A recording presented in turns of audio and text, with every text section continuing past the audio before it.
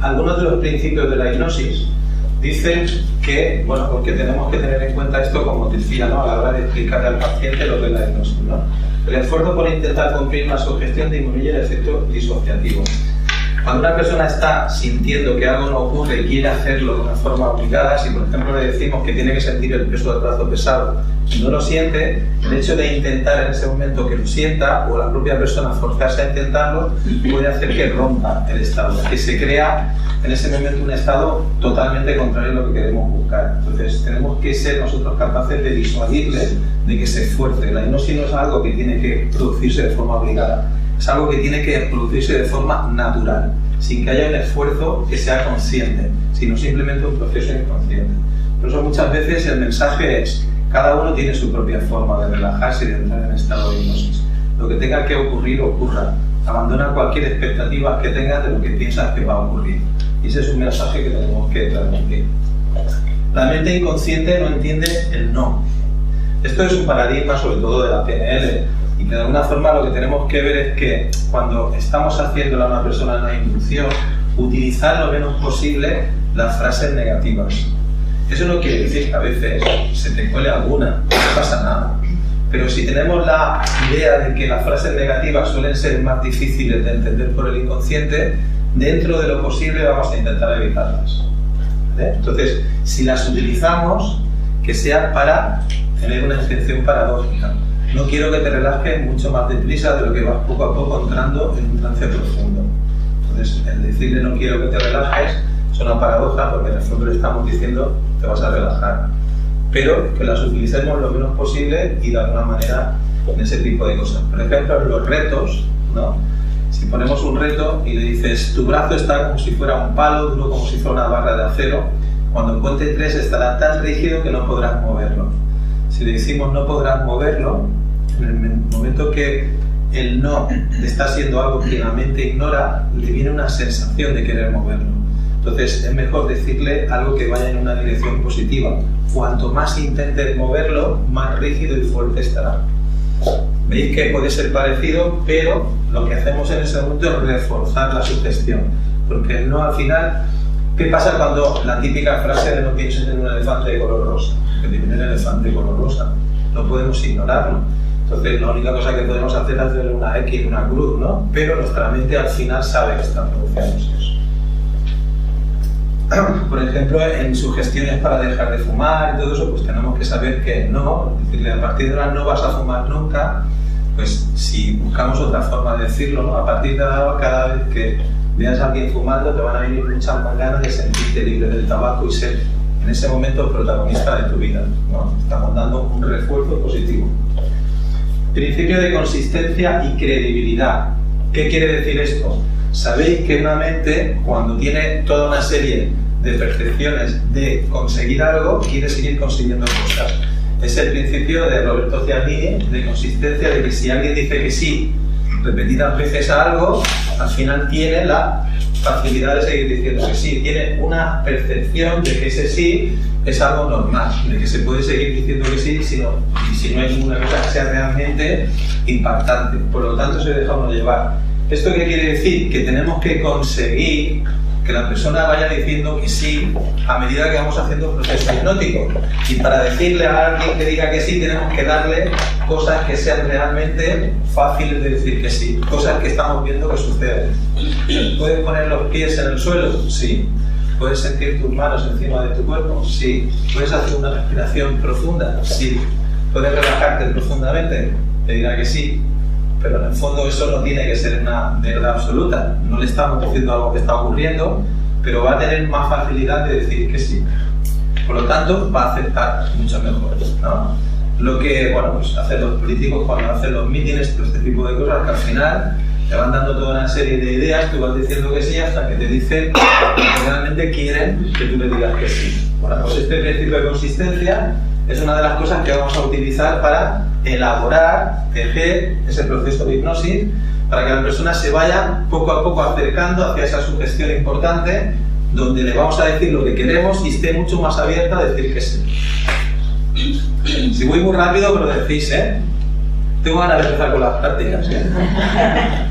En estado de hipnosis la línea entre la realidad y la imaginación es muy fina. Fijaros esto, qué importantísimo es. La realidad es algo que es simplemente una percepción subjetiva. ¿Cómo sabemos que estamos realmente aquí y no estamos soñando? El sueño es algo que nos permite hacer toda una serie de elaboraciones mentales para poner en orden emociones, situaciones. Posiblemente uno dirá, no, yo estoy aquí porque sé que estoy aquí porque es real, ¿no? Sí, pero ¿no te ha pasado alguna vez que estás soñando y estás teniendo un sueño tan lúcido que no te permite ni siquiera saber si estás soñando o estás despierto? Pues con la hipnosis esa línea entre lo que es la imaginación y lo que es la realidad es muy fina. ¿Eso qué quiere decir? Que podemos introducirle algún tipo de sugestión, algún tipo de elaboración en la cual le demos una alternativa a un suceso, le demos otra opción, le contemos la historia de otra manera y que pueda ir aceptando parte de esa historia. Sabemos que la mente lo que no quiere es tener lagunas. Cuando hay algún recuerdo que está inconcluso, que no está completo, nuestra mente tiene tendencia a reorganizarlo para darle sentido. Pues aprovechamos esa incapacidad que muchas veces tenemos de rellenar huecos para introducirle alguna sugestión o alguna historia o alguna opción diferente para que pueda completar esa información y tener una alternativa diferente. En este caso, fijaros, se han hecho muchos estudios para mirar qué es lo que diferencia un estado hipnótico de un estado simplemente de imaginación. Se hizo un estudio en una universidad americana, en Wisconsin, en la que cogieron a una persona, le pusieron en ese caso unos auriculares y le daban un mensaje, y en el mensaje le decían: cuando una persona habla, cuando realmente tiene algo importante para decir. Entonces simplemente era un mensaje que se repetía. Lo introdujeron en un escáner para que pudiera en ese momento el escáner registrar la actividad cerebral. Entonces hicieron varias pruebas con sujetos hipnotizados o sujetos no hipnotizados. Cuando una persona escucha ese mensaje, se activan una serie de áreas cerebrales en las cuales pues, se activa todo lo que es el tema de la zona de la audición, la zona de la comprensión del lenguaje. Entonces a algunas personas les decían que se imaginaran que les estaban en ese momento diciendo esa frase, y algunas personas cuando hablan es que tienen algo importante que decir, y veían que al imaginar esas frases se encendían otras zonas diferentes. Y a las personas que estaban en hipnosis les decían que les ponían la grabación, el mensaje, y se encendían las mismas zonas que estaban encendiéndose cuando realmente escuchaban el mensaje. O sea que vieron que a pesar de que la imaginación puede hacerte creer algo, el estado de hipnosis es mucho más real y la gente cree realmente que le están diciendo eso que está ocurriendo en ese momento, porque se activaban las mismas zonas del lenguaje. Por lo tanto, hay una realidad en que la hipnosis nos permite o nos hace creer que estamos haciendo algo de una forma veraz, de una forma real. El inconsciente utiliza un lenguaje sencillo y simple. Esto nos va a dar la probabilidad de utilizar en nuestras inducciones un mensaje que sea realmente simple, llano y que le llegue a la persona. Si le damos un discurso, el estado de hipnosis no se va a enterar de nada, porque normalmente la persona que está en ese estado está activando toda la zona del sistema límbico y hace que se produzca una reducción de las zonas frontales del cerebro, con lo cual no tiene esa capacidad de análisis crítico. Si le damos un discurso muy enrevesado no se va a enterar de nada. Si yo le digo a alguien, por ejemplo, ahora tu brazo derecho se va a poner duro, como si fuera de acero, como si fuera tungsteno, con un porcentaje de cobalto del 30 no sé qué, no se va a enterar de nada. Le tengo que decir algo simple como tu brazo se va a quedar como un palo.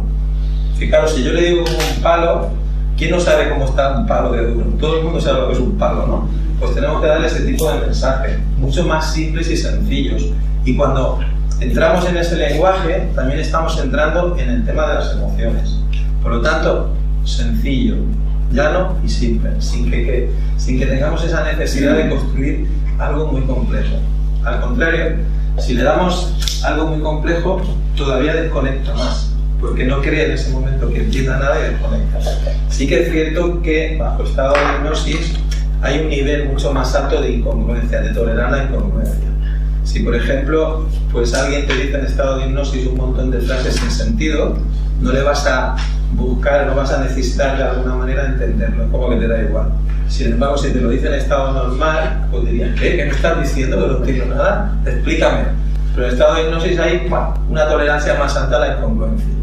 Es como aquello, ¿no?, de que te habla el Mariano Zores y te da igual lo que te diga, no entiendes nada, y cuando te dice en ese momento la frase, que puede ser la frase contundente, en ese momento dices, esto sí lo he entendido, ¿no? Porque podemos decir, pues bueno, puedes tener un sueño que parezca realidad, y la realidad muchas veces puede ser como un sueño, porque hay diferencia entre estar despierto y dormido, porque a veces un sueño puede ser tan real que te puedas estar creyendo que lo que está pasando es cierto, y ahora simplemente relajarte. Cuando le dices eso, lo que le has dicho antes, como no ha entendido nada, pero simplemente cuando le dices ahora relájate, dices esto sí. Pues esa es una de las formas muchas veces de, con personas muy racionales, que intentan buscarle siempre los tres pies al gato, utilizar la confusión y darle una especie de diálogo enrevesado, que se esfuercen en comprenderlo, no entienden nada y todavía eso les hace querer estar mucho más atentos, y cuando le dicen la frase o la palabra justa que saben que está en ese momento siendo comprensible, esa sí que la cogen y dicen esto sí lo entienden. ¡Pum! Ahora sí. Tenemos que hablarle para hacerlo más fácil, como si fuera un niño de 7-8 años. Si le hablamos a cualquiera como si fuera un niño de 7-8 años, tenemos asegurado que lo que le digamos lo va a entender. Y a veces nos puede parecer un poquito como ridículo, pero no pasa nada. Pensar que a veces te viene a la consulta una persona que por su trabajo pues crees que tiene un nivel muy alto de formación o que tiene en ese momento. Es igual. Si le dices cosas que en ese momento se las dices a un niño de 7 años y las acepta muy bien. Yo recuerdo una vez que, bueno, una persona, un juez que me vino de mucha categoría, de tal, renombre y tal, y empecé a hacer la inducción. Y empecé a decirle que iba con un prado de margaritas, que abrazaba las margaritas y que se dejaba tumbar. Y yo pensaba, madre mía, cuando despierte me va a decir, ¿pero qué me han dicho, no? Pues no, simplemente cuando terminemos me dijo que se había sentido fantástico, hacía tiempo que no había tenido una experiencia tan intensa, que se había relajado muchísimo. Bueno, ¿qué nos pasa? Que en el fondo todos llevamos una especie de coraza y que no queremos dejar salir a ese niño o a esa niña que llevamos dentro. Y cuando nos ponemos en una situación de tranquilidad, nos podemos abrirnos. Y esta es la parte que tenemos que buscar, abrirnos. ¿Cómo? Pues el lenguaje. Principio del placer. Todos nos motivamos y nos movemos por un continuo que va del dolor al placer. Pero en general, todos buscamos el principio del placer. Si tú le das a alguien a elegir entre sentirse bien y sentirse mal, ¿qué pensáis que va a hacer? Sentirse bien, ¿no? Entonces, si tú le dices a alguien, por ejemplo, y ahora puedes empezar a sentir cómo tu cuerpo se va relajando, esto hará que poco a poco notes los beneficios de hacerlo. Tu cuerpo se relaja, tu mente se calma. Y puedes elegir relajarte, puedes elegir simplemente que estas palabras te incomoden y te hagan sentir cada vez más nervioso. ¿Qué piensas que va a coger? Lo primero, ¿no? Como le das a elegir y tiene que elegir, una vez que toma la elección, tiene más tendencia a seguirla. Entonces, es un poco lo de la ilusión de alternativas, que le haces creer que tiene que escoger, y como va a escoger por el principio del placer, ya lo vas a dirigir. En el fondo veréis que todo lo que es con la comunicación hipnótica es dirigir, sincronizar y darle una dirección.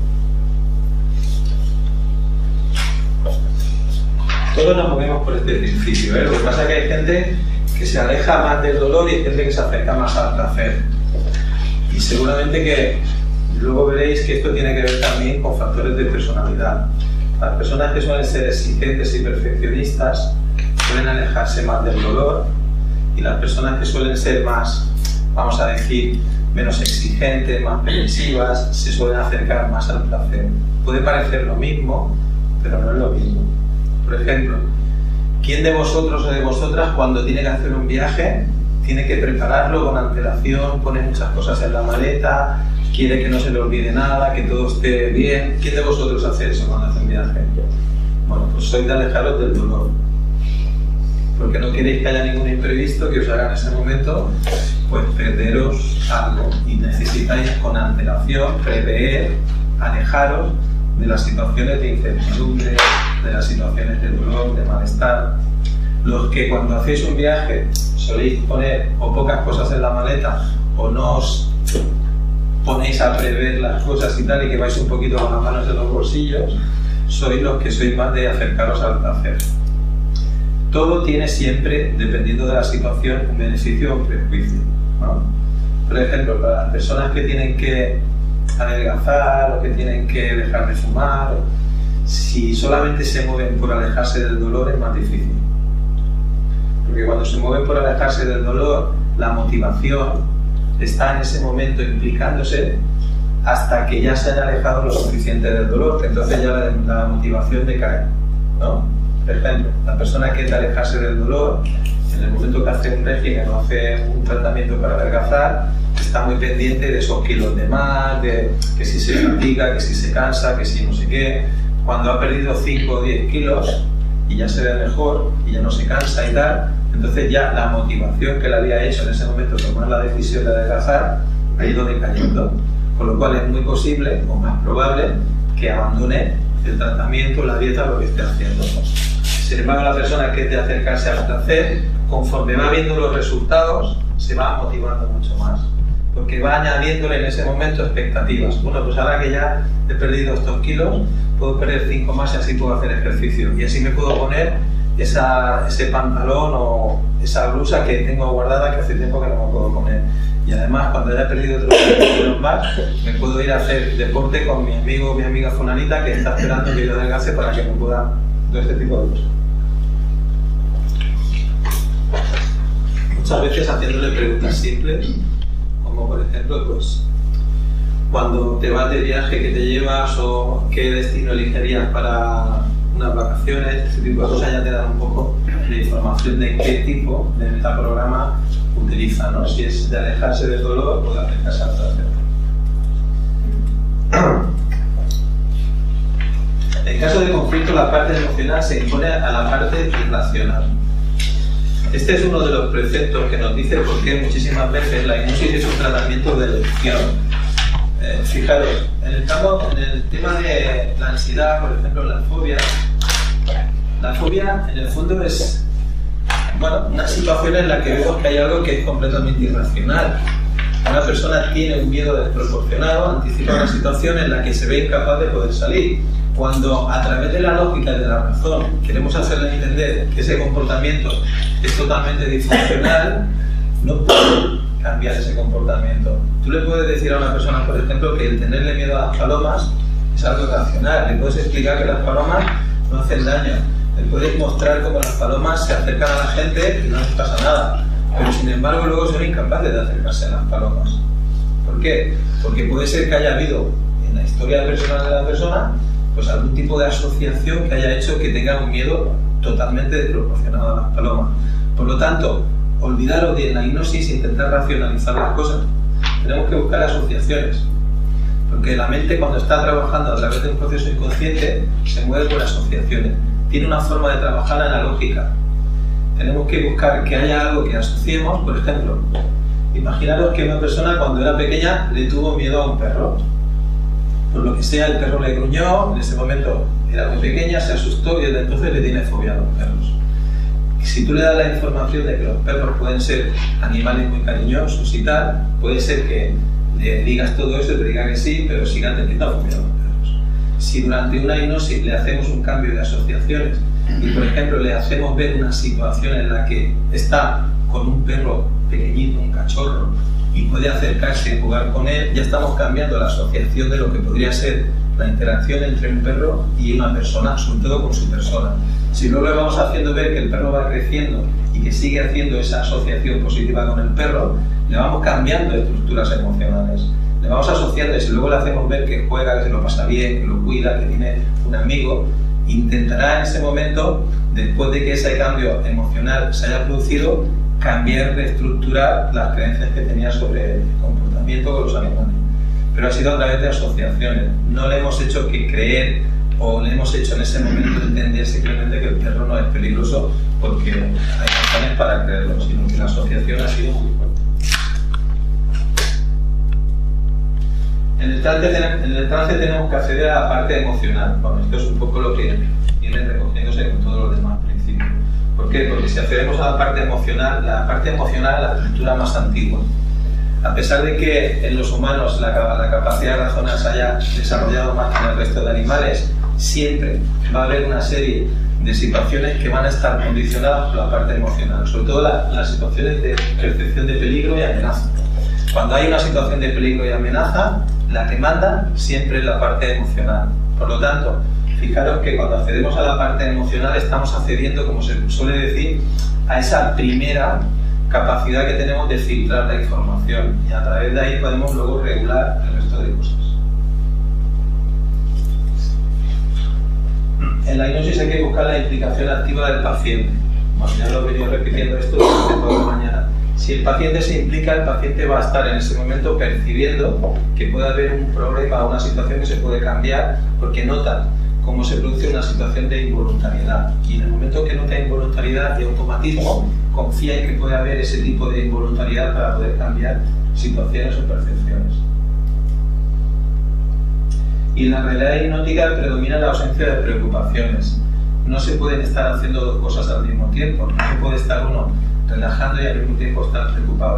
Por lo tanto, el hecho de que una persona que está en hipnosis se dé cuenta o se sienta muy relajada y que no tiene preocupaciones, también le da la capacidad de creer que puede seguir cambiando cosas y que puede seguir aprovechando esos estados para producir ese estado de beneficio, de ese estado de bienestar que necesitan algunas áreas de su vida. Es bastante frecuente que os digan que cuando se acaba una hipnosis ha encontrado a la persona muy bien, muy tranquila y que haya hecho en ese caso una experiencia o que haya tenido una experiencia como hacía mucho tiempo que no tenía. Precisamente porque si una persona viene con mucha angustia y lleva muchísimo tiempo así, lo que necesita es desconectar durante un rato. Y cuando durante una sesión de hipnosis desconecta, esto le sirve para poder hacer como un reset y empezar a cambiar muchas cosas a nivel interno. La mente necesita tener una desconexión en ocasiones para poder revivir o actuar de una manera diferente, porque si no nos vamos dejando llevar por la inercia. Esto es como el ordenador, cuando se cuelga, cuando va mal, porque siempre te dicen apágalo y vuelvo a arrancar otra vez. Pues con la hipnosis a veces podemos hacer ese tipo de situación. Si queremos eliminar una emoción tenemos que sustituirla por otra. No se puede cambiar una emoción intensa si no le damos algo a nuestra mente para que pueda en ese momento tener algo diferente. Si yo, por ejemplo, estoy en un cumpleaños y estoy muy contento, ¿cómo podría en ese momento cambiar la emoción de estar contento? Seguramente que si alguien me dice, quiero que estés triste, no lo voy a hacer. Pero si alguien me viene y me cuenta de que ha fallecido un amigo mío o alguien importante, cambiaré automáticamente la emoción. Por lo tanto, tenemos que buscar siempre aquella emoción que pueda ser tan intensa o más como la que está teniendo, para que le demos la probabilidad de cambiarla. Si no sustituyes una emoción por otra, puede ser tan difícil. Por eso sabéis que las emociones son aquellas reacciones que son universales y que en el fondo, para que se dé una emoción, tienen que ocurrir dos cosas: que sea universal y que sea automática, que se dé sin que haya en ese momento un proceso consciente. Bueno, sabemos que las emociones se pueden regular y modular a través de las creencias, pero es un trabajo arduo. Para modificar una emoción a través de las creencias tenemos que acceder a ese esquema en el que tiene toda una serie de patrones mentales que están condicionados y tenemos que reestructurar creencias. Pero a través de la hipnosis podemos hacerlo mucho más rápido, a través de las asociaciones que pueden sustituir muchísimas veces experiencias porque las hemos asociado a nosotros en ese estado en el que la persona es más receptiva, más sugestionable. Y esto puede parecer que pueda ser como una panacea. No, no es una panacea, pero como la capacidad de la persona a aceptar ideas nuevas es mucho más alta, se acelera muchísimo el proceso, pero muchísimo. Es lo mismo que cuando, por ejemplo, pues, durante una sesión normal, la persona te cuenta su problema, pero no te cuenta el problema de fondo. Le haces una hipnosis y o te lo cuenta en la hipnosis o cuando sale de la hipnosis te lo cuenta, porque está más abierta a hablar contigo. Se ha hecho en ese momento una abertura mental.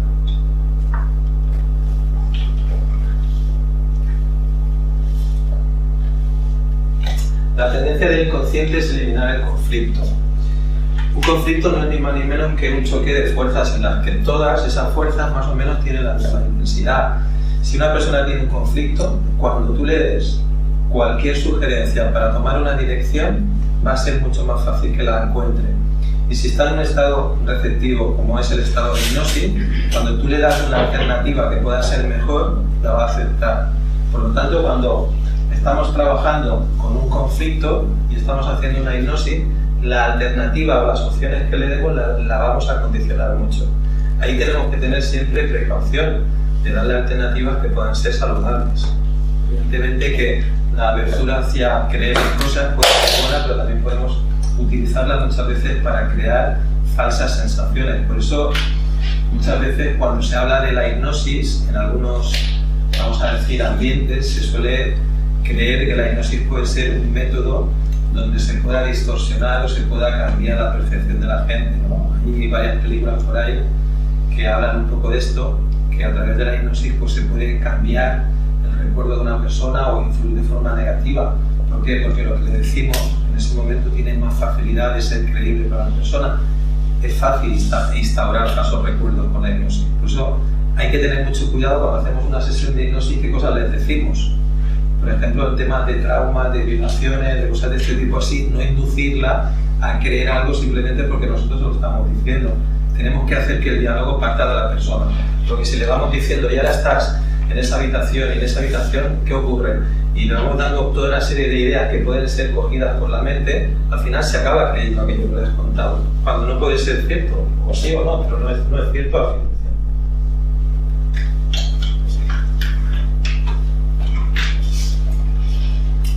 Principio de repetición. Tenemos que repetirle todo aquello que sea importante, todas las veces que haga falta. Ahora bien, eso sí, no le repitamos la misma frase diciéndole, ahora notarás tu brazo como si fuera una barra de plomo. Y ahora notarás tu brazo como si fuera una barra de plomo. Porque al final, si le repetimos siempre la misma frase, primero le crea sensación de cansancio, de rechazo, de hastío y al final desconecta. Entonces le podemos decir lo mismo pero de forma diferente.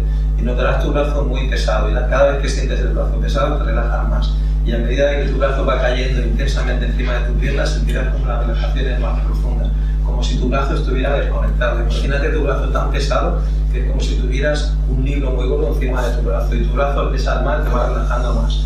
Se lo vamos diciendo de muchas formas, pero que al final lo que queremos es hacer que haya una conexión entre la causa y el efecto, de que cuando sientes tu brazo pesado pues te va relajando. Y vamos haciendo una especie de causa-efecto, pero sin que sea una repetición como un lorito, que repetimos la misma frase, porque eso a nadie nos gusta que nos digan 30 veces la misma cosa. Y el principio de autoridad. El principio de autoridad tiene que ver con que la persona que está haciendo la hipnosis, como os decía antes, dentro de lo que pueden ser las corrientes psicosociales, tiene que demostrarle a la otra persona que sabe lo que está haciendo. No podemos hacer una hipnosis si tenemos inseguridad o si estamos diciendo cosas que dudamos de ella. ¿Eso qué quiere decir? Que la persona que hace la hipnosis no se equivoca nunca. Si os equivocáis, no os habéis equivocado. Tenía una intención al hacerlo así.